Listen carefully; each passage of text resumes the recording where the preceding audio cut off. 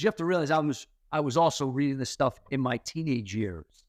So I had to play out a lot, well over a decade of my life to 15 years of my life of chasing and acquiring and drama and headaches and fights and loss of love and broken hearts and breaking hearts and all that stuff.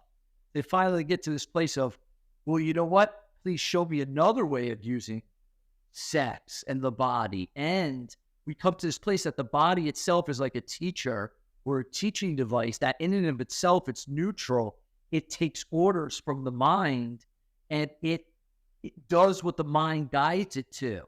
So what you start to realize is bodies that are always chasing after sex, they do it in the name of, it's just my sex drive, but they don't realize it because of all of this conditioning of the mind, of beliefs and separation, of identity, of worth, of how the world views me, and seeking love from mother, love from father, the love we didn't get, all of that makes sex and gives meaning to sex that is way beyond what it's worth.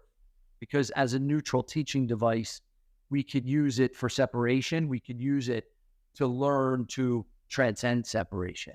And that's ultimately what the evolutionary process of this idea for myself has become, and why I would say culminating in a really happy marriage and fulfillment.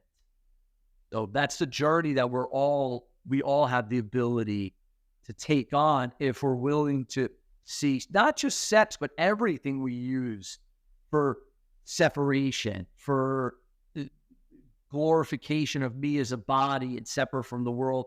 All of those mechanisms we use to really have the willingness to challenge them to be used for a different mean.